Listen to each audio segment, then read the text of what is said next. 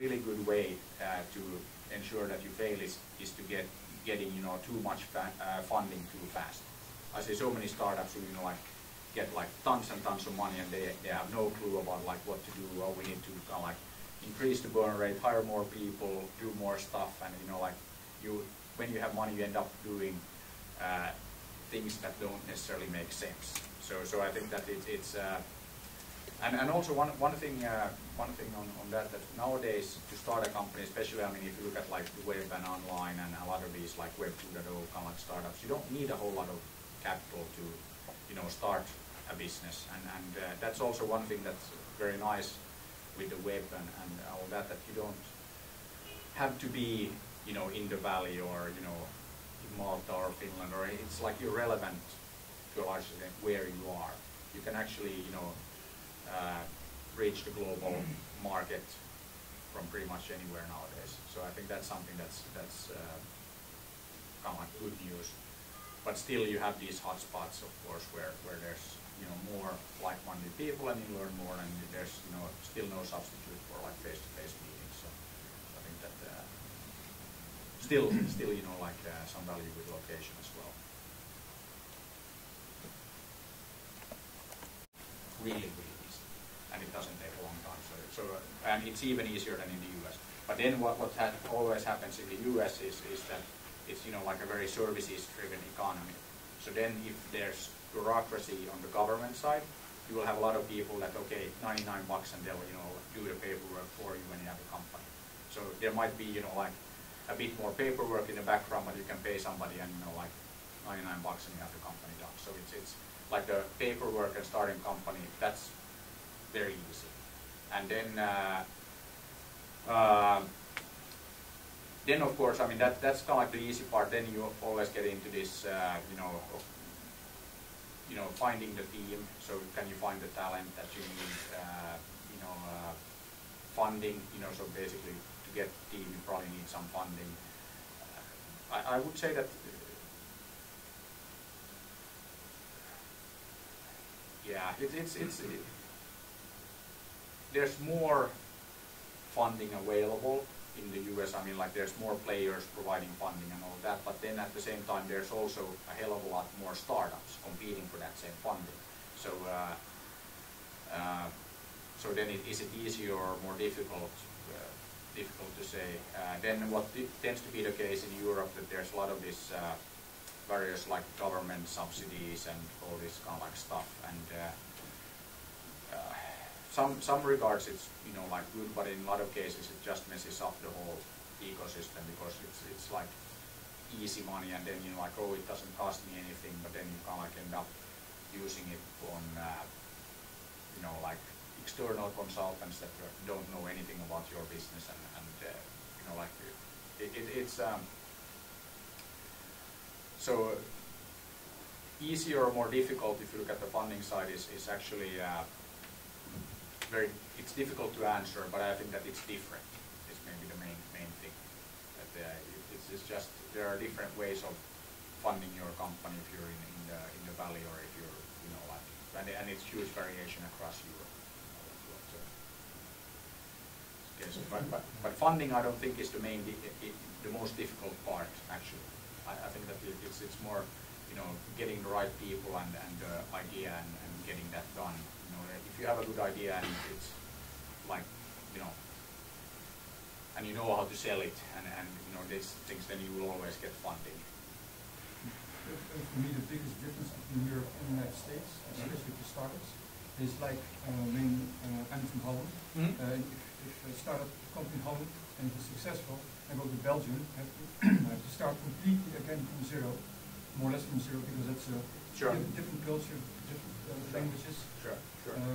So while in the United States, if you have an idea, you have a public of 300 million people. And if you have an idea that is a little bit successful, you can make a lot of money. Absolutely. But the thing is that that's also depending on the business. So if you're online, if you're doing like web stuff, then you can do the same thing and open your business here, and like people in the US might use it. So it's again it's a great kind of equalizer in that regard. But I would also say that you actually have the benefit of understanding like the differences and the fact that it's very it's very different, like Holland, Belgium, and all that. The US has the luxury, and the US-based startups say, okay, it's a huge, like home market, but then they have no clue about the rest of the world. But what tends to happen is that then they become, like extremely successful in the US, and then it just kind of like tends to spread, and then they're so big that you can't stop them anyway. So take Facebook. First you start in the colleges in the US, and then it kind of like starts to get out, to the rest of the world, and then it's like everywhere, and you can't do anything about it. Even if they're clueless about like the diversity in Europe, most of the time it doesn't hurt them too much, because it kind of like just steamrolls in there, and they can then afford to kind of like diversify and kind of like get their product sorted so that it works in Dutch and all the languages that you need. So it's but yeah, I think it's very important to kind of like understand that side of things as well. But then one thing, if you are in the valley, you will raise a lot more money. So that's another part of it, is that that's just the way it is. There's more, if you have a good idea, here you might raise, $1 million or $2 million, and then in the valley you will raise 10. And then that just means that if you are in, this kind of business, then you have to seriously think about, like, okay, should you set up shop in the valley, as well?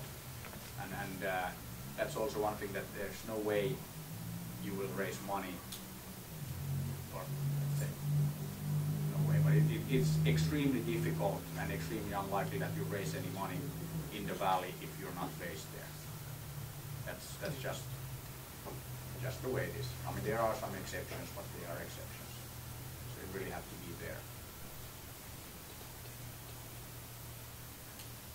Earlier on, you talked about the importance of being open.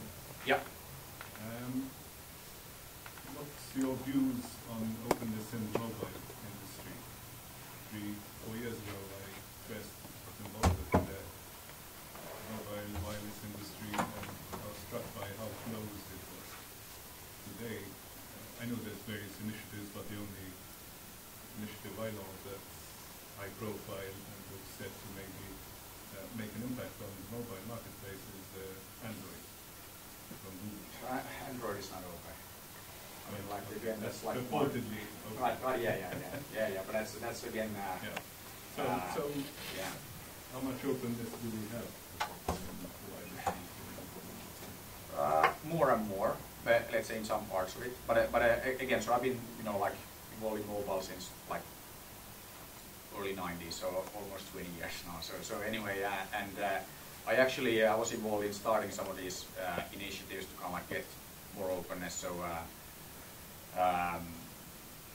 like this Open Mobile Alliance thing, that was my idea, but then like had to get Nokia to get it done and all that one. But it didn't turn out the way it was supposed to. But that there's reason for that is because of all the.